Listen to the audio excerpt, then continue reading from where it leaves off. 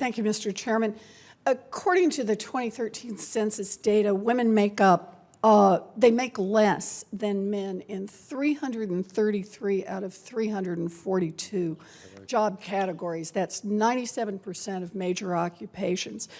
A 2014 analysis published in the Harvard Business Review found that Black and Hispanic workers consistently make less than their white and Asian colleagues. A 2015 AARP report shows that older unemployed workers spend longer looking for a job than their younger counterparts. So we've got age, gender, race. A reasonable person would say that we have work to do when it comes to workplace discrimination. Now, the EEOC helps tens of thousands of individuals every year who file charges of discrimination in the workplace, but thousands more benefit from the results of the systemic program, which tries to root out discrimination that affects entire classes of workers.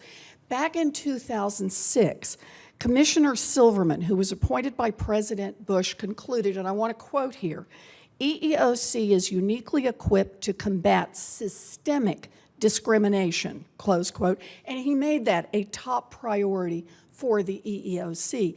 So, Chair Yang, my question for you is whether the EEOC's current focus on systemic investigations is new, or it's just a continuation of the policy begun during the Bush administration. Thank you, Senator Warren. Our systemic work is an important part of the agency's work, and as you recognized, it has been continuing. The Systemic Task Force in 2006 recommended that we invest more of our resources on systemic cases because we can have a greater impact, and it's a particularly important role for the government to play. They also emphasized that it is important for us to use the commissioner charge and directed investigation process so that we are proactively identifying the greatest needs for our resources rather than simply being reactive, because we know that for every person that comes forward, there are many others who may not know they're being discriminated against or are afraid to do so. So let's push on this a little. As part of your efforts to combat systemic discrimination, the EEOC has been criticized for using its authority to initiate investigations without a specific complaint from a specific worker who is directly affected. But looking at the same data that the General Counsel looked at, I noted that of the nearly 900 cases filed on the merits since 2010, only 12 were based on investigations initiated by EEOC, or just slightly over 1%. So, Chair Yang, let's focus on that 1%. In those few cases where the EEOC brings its own action without a specific employee complaint, is the Commission just duplicating what individuals should be doing on their own? Or are you following because there are specific reasons why you needed to investigate and initiate these investigations? There is a particularly important role the government plays because, as I mentioned earlier, often individuals do not fully appreciate that they may be subjected to discrimination. We see that a lot with hiring, also with pay, where people do not necessarily know what other people are paid, but we can see from some of the charge information and our directed investigation authority where there may be a larger problem. Yeah. So we are using that as a way to invest our resources to address the larger problem. So there's been much talk, though, about the backlog that you face. I note that back in 1980, the EEOC had more than 3,000 people working to enforce non-discrimination laws.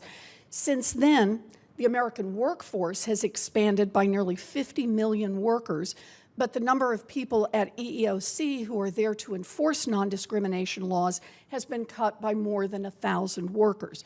With the number of employees down by a third, how has the EEOC's ability to launch important systemic investigations been affected? That's an important question, and we think carefully about how to use our resources. With the limited resources we have, investing in systemic cases can be one of the most effective ways for us to use those resources, because instead of separately investigating 50 different charges, we can try to affect that practice at issue to ensure that we are preventing discrimination from going forward. So we are carefully identifying the cases that we are going to file because we know they take significant resources, but through those efforts, we are working to bring about lasting change that can help the employer build a stronger workplace and become more productive as a result. Thank you. You know, I wish we didn't have to be here today discussing the Equal Employment Opportunity Commission, because I wish the EEOC weren't necessary. I wish that all Americans could apply for jobs and go to work confident that they would not be passed over because of their age, confident that they wouldn't get lower pay because of their gender, confident that they wouldn't get worse hours because they're African American, and confident that they wouldn't be retaliated against when they ask for equal treatment.